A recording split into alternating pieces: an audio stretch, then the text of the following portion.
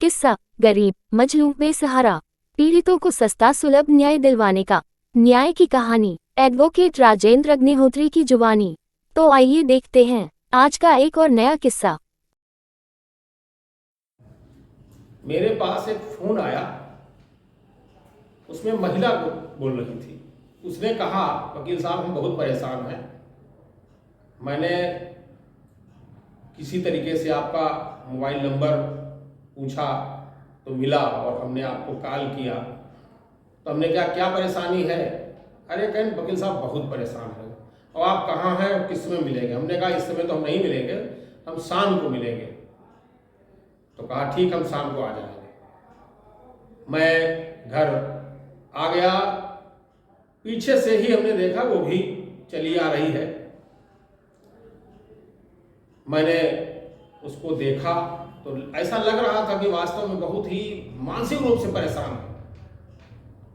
तो मैंने बैठने के लिए उसको कुर्सी दी और मैंने कहा आप बताओ क्या बात है? तो उसने कहा वकील साहब मैं नौकरी पेशा महिला हूँ और मुझे एक ऐसा व्यक्ति जो ब्याज खाने वाला है उसने हमको परेशान करके रखा है। मैंने जरूरत के समय कुछ पैसा लिया था उससे और कई साल हो गए हैं। उस पैसे को मैंने दे भी दिया है और कम से कम 5-6 गुना पैसा हमसे उसने ले लिया, कम से कम 5-6 लाख रुपया हमसे उसने ले लिया अभी तक, और उसका भी ब्याज नहीं खत्म हो रहा है। तो हमने कहा फिर अब क्या है? तो कहा वकील साहब उसने हमारे खिलाफ कार्रवाई के लिए थाने में एप्लीकेशन दे रखी कि हमारा पैसा दिलाया जाए। हमने कहा अच्छा।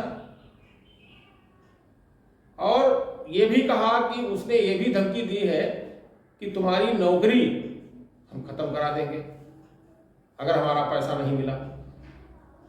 तब हमने उससे पूरी सच्चाई पूछी तो उसने सब पूरा विवरण बता दिया। अब कहा कि वकील साहब कुछ भी इसका पैसा हम पे नहीं आता है और ये ब्लैकमेल कर रहा है हमें ब्याज के नाम पर। अब ये कह रहा है कि हर महीने हमको 10,000 रुपए देती रहो।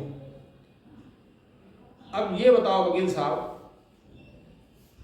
कि हम अपने बच्चे पालें, पति तो हमारा रहा नहीं, अब उनकी परवरिश करें, अपनी परवरिश करें, अपनी देखभाल रखें, क्या क्या या इनको हम 10,000 रुपया देते रहें?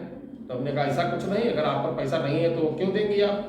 तो हमने कहा चलिए ऐसा करिए, इन पर भी हम कार्रवाई आपके द्वारा करवाते हैं। कहे नहीं नहीं वकील साहब, बड़ा डरी हुई सहमी हुई, क्या ऐसा कोई इंतजाम नहीं है कि जो जिससे ये पैसा हमसे ना ले? हमने कहा ऐसा कोई इंतजाम नहीं। अब जब उसने थाने में एप्लीकेशन दे रखी है आपके खिलाफ है तो आप भी तो उसका जवाब देंगी। तो हमने कुछ नहीं किया, हमने उसी एप्लीकेशन के जवाब स्वरूप हमने इधर से भी एप्लीकेशन क्रॉस किया। जो जैसा उसने बताया हमने उसी तरीके से उसका जवाब उसमें लिखा और उसमें ये भी हमने मेंशन कर दिया कि ये मतलब ब्याज का पैसा न देने पर इनके द्वारा ये कहा जा रहा है कि तुम्हारी हम नौकरी खत्म करा देंगे। एप्लीकेशन मैंने एक कॉपी थाने के लिए उसको दे दी, हमने कहा दे आओ। बाकी जो उच्चाधिकारी हैं उनको ये सब रजिस्ट्री जाएगी, वो जैसे ही थाने पहुंचाती है, चूंकि उनको यह विश्वास नहीं था कि ये थाने चली जाएगी, क्योंकि ब्याज खाने वाले तो इधर उधर से हड़काए के मतलब पैसा लेते हैं, तो उसने अब उन पर प्रेशर लगाना चालू किया कि ऐसा है किसी तरीके से जहां भी लिखाया है अपना कहीं सुन के किसी तरीके से ये एप्लीकेशन वापस ले लो और हमको अब जो है ब्याज नहीं चाहिए और हम कभी ब्याज नहीं मांगेंगे, हमको पूरा ब्याज पहुंच गया है, हमको कोई लेना देना नहीं है। वो फिर दूसरे दिन आई, कहा वकील साहब ऐसा कुछ नहीं हो सकता कि जो उच्चाधिकारियों को एप्लीकेशन अब न भेजी जाए, उन्हें क्या क्या सुलह हो गई कि हाँ वकील साहब वो जैसे हमने थाने एप्लीकेशन दी और वो उधर से अब हमारे पीछे पड़ गया, किसी तरीके से अब हमको माफ़ कर दो, हमारी गलती हो गई। तो हमने उससे कहा, बस इसी बात को लेकर वो आपके घबराहट को देखकर आपको ये अभी तक ब्लैकमेल करता रहा। अब आप बता रही हैं कि ब्याज सहित मूल धन सब कुछ हम दे चुके हैं, उसके बाद भी ये परेशान किए था। तो ये बताओ, जब इधर से जो एप्लीकेशन उसके खिलाफ गई तो ये ठीक रहा? तो कहा वकील साहब आपका बहुत बहुत धन्यवाद, आपने हमें ये रास्ता बताया। हमने कहा ऐसे लोग सिर्फ धमकी देकर काम कराते हैं सामने वाले से, क्योंकि ऐसा कोई नियम नहीं है कि आप मूल 100 रुपया दें, उसके 200 रुपया ले लें ब्याज। चलो 200 नहीं 500 ले लें, 2000 ले लें, ये कहाँ से क्या है? मतलब ब्याज का भी तो एक नियम है, सिस्टम है। तो किसी तरीके से ये महिला का विवाद समाप्त हुआ। अब वो अपने राजी खुशी से रह रही है और उसने ये भी बताया कि वकील साहब हम बहुत परेशान थे, मानसिक रूप से परेशान थे और हम सही से अपना काम नहीं कर पाते थे। तो हमने कहा चलो ठीक है ना, अब भविष्य में ध्यान रखना, ब्याज पर पैसा लेने से पहले सोच समझ के पैसा लेना ऐसे लोगों से। तो हम लोगों से कहना चाहेंगे, अगर इस तरीके से कहीं कोई अगर आपको प्रताड़ित कर रहा है तो उसका विरोध अवश्य करें।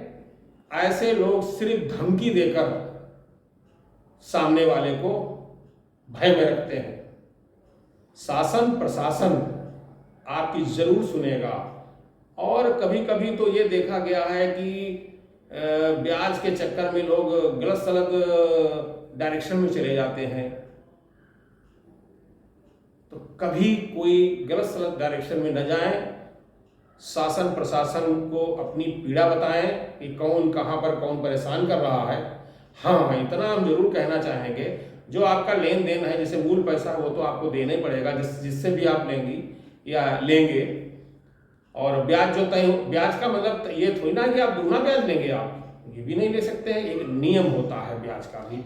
और इन ब्याजू लोगों को सबक जरूर सिखाएं। अगर कोई किसी से कोई परेशान कर रहा है ब्याज लेने वाला, तो इस पोस्ट का भी हमारा यही मतलब है और लोगों से गुजारिश है, निवेदन है कि इस तरीके के अगर लोग आपको भी कोई परेशान कर रहे हो तो उनका डट के मुकाबला करें और उनके खिलाफ कार्रवाई के लिए शासन प्रशासन को सूचित करें और इनसे बिल्कुल न डरें।